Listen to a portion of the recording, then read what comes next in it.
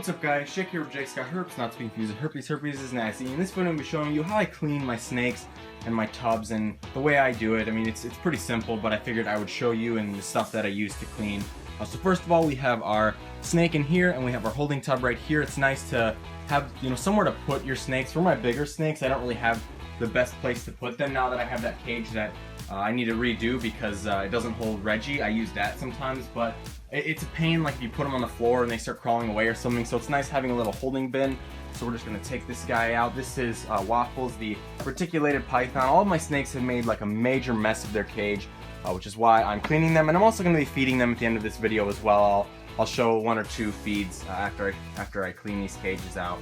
But I like to just hook him real quick and then just kind of, I don't think he would bite me because he's a pretty tame snake, but I just like to kind of hook him real quick and then put him in just so, it's quicker, don't get bitten. And then for the fun part, I just get to, there's a water dish he tipped over. Sometimes I use little gloves, but I don't feel like it for this video, so I'm just gonna YOLO it this time. So just grab the substrate out, obviously, which in this case is newspaper. I'm going to be filling it up with cypress mulch instead.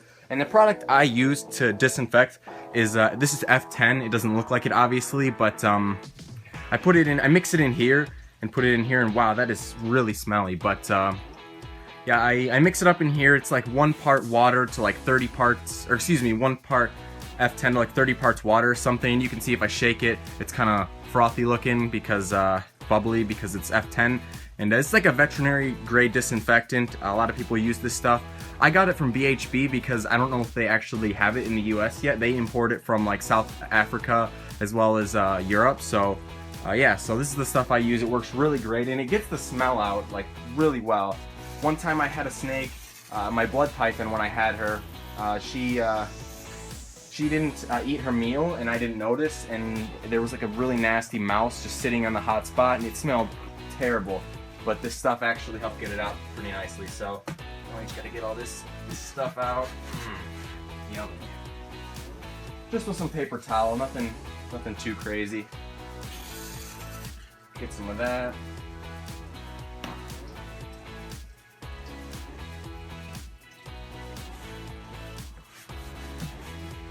And if I really want to get every little, little mark off the bottom of this cage, especially because I use the newspaper and the newspaper print can sometimes get on the bottom, I can sit here and scrub it for a while or get something, like chisel it off. But, as long as it's disinfected good, it's probably okay. And then get the rest of it. I know cleaning videos aren't the most exciting, but some people are asking me, what I use to clean, and I figured I'd do that. I'm gonna feed him at the end of this video, like I mentioned previously. So there's something a little bit more exciting to look forward to.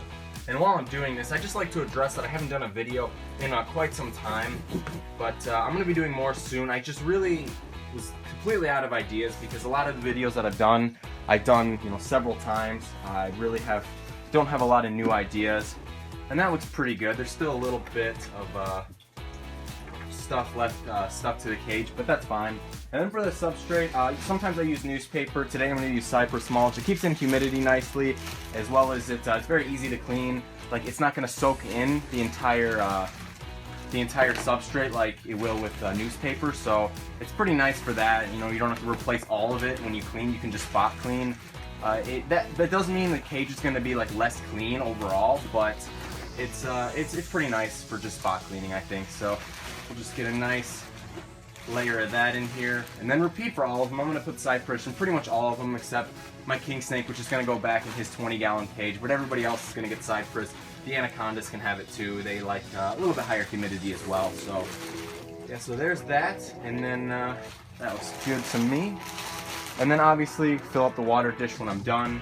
It doesn't make sense to go run and try and fill it up right now. I'll just kind of do that. Pretty simple caging, honestly, but it works pretty well. And then let's get out the retic, get Waffles out here. He's really funny. Like, when I open up the lid, he's kind of strange. He's like the opposite of an aggressive snake. Like, I'll open up the cage and then he'll get really mellow, but if I'm just opening up the other cages, I can hear him like striking at the lid. It's kind of funny. But here's Waffles, really awesome snake. And I just can't ever get over how soft retics are. And I'm gonna try and hold them up so you guys can see them better. There we go. They're so soft because they have such small scales.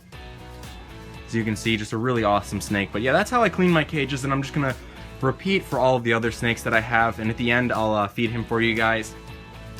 Or once I'm done. Actually, you know what? I'll feed him right now. I think the mice that I have, in the bucket are probably ready to go. So yeah, let's go ahead and feed him for you guys.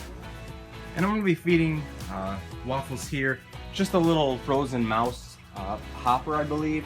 The one thing I like about East Lansing, pretty much the only thing I like about East Lansing, is that the pet store there I can get like different sizes of rats and stuff. The pet store here, they just have like adult rats and then all these sizes of mice, as you can see, which is pretty small, so I have to feed them quite a few of these. But I could order them online from like Rodent Pro or something, but I'm only here for like 3 months out of the year, so it doesn't really make too much sense to do that. But come on.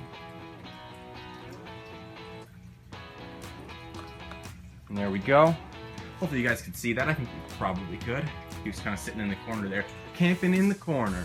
But yeah, so hopefully you guys enjoyed this video. If you did, please leave a rating. It helps me out a lot. And I will see you guys very soon.